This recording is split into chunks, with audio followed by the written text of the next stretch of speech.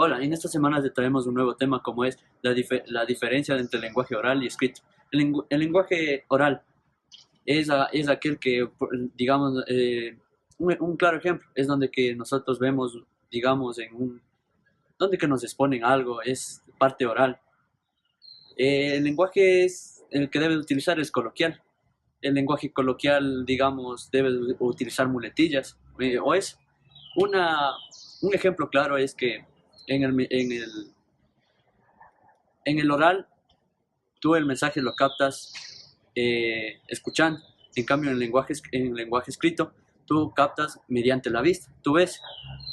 En conclusión, sería que el lenguaje oral es mediante, digamos, tú vas a algunas presentaciones y tú lo ves, lo captas, eso es mediante una persona habla. Poner sobre el lenguaje escrito.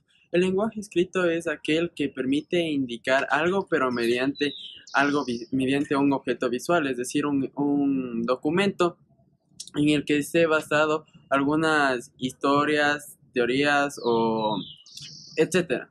Es decir, el lenguaje escrito es aquel que nos permite dar una relación entre emisor-receptor, pero sin que exista una retroalimentación total del receptor.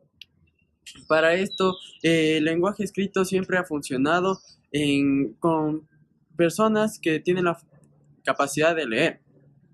A continuación voy a explicarles sobre el tono del discurso. El tono del discurso es aquel que nos permite dar énfasis en algunas partes de un discurso y es el que permite conectar entre la persona encargada de hablar y los oyentes.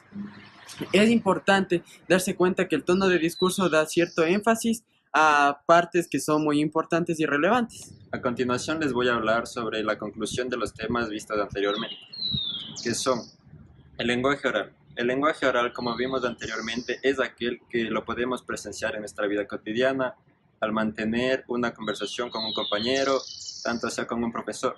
También un ejemplo de lenguaje oral podría ser que al momento de realizar un discurso a nuestros compañeros.